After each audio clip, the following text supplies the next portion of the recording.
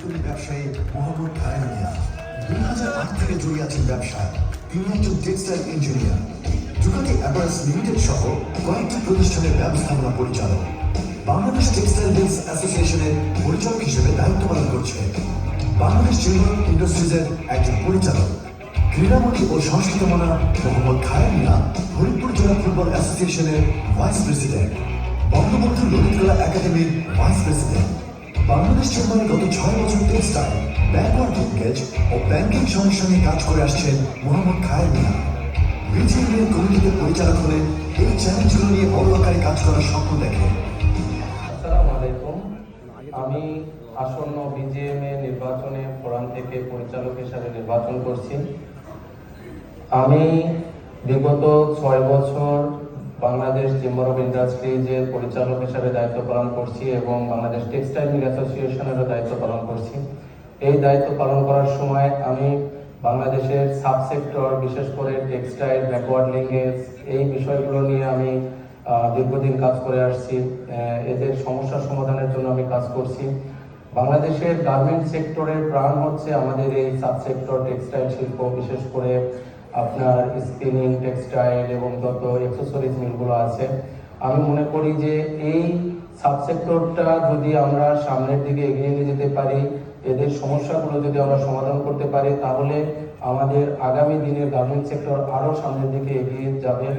আপনারা জানেন যে আমাদের ব্যাংকিং এ বড় রকমের সমস্যা রয়ে গেছে। দেখা গেছে যে ব্যাংকগুলো বড় বড় শিল্প প্রতিষ্ঠানকে বিভিন্নভাবে আর্থিক সহযোগিতা দিয়ে দেন, কিন্তু এই আমাদের ক্ষুদ্র মাঝারি শিল্পগুলোকে কিন্তু ওইভাবে তারা ট্রিট করে না বা সহযোগিতা করতে চায় না।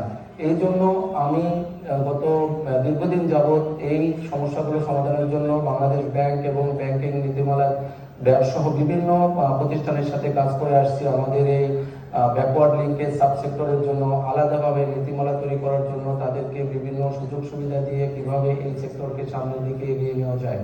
আমরা যদি এই সেক্টরটাকে সামনের দিকে এগিয়ে নিতে পারি, তাহলে আমাদের কিন্তু এই আমদানি নির্ভরতা কমবে। ফেব্রিক বা অ্যাক্সেসরিজ এই আমদানি করে আমাদের যে পরিমাণ ডলার বিদেশে চলে যায়, সেই ডলারটা কিন্তু আমাদের দেশের অর্থনীতিতে বড় রকমের একটা ভূমিকা রাখবে।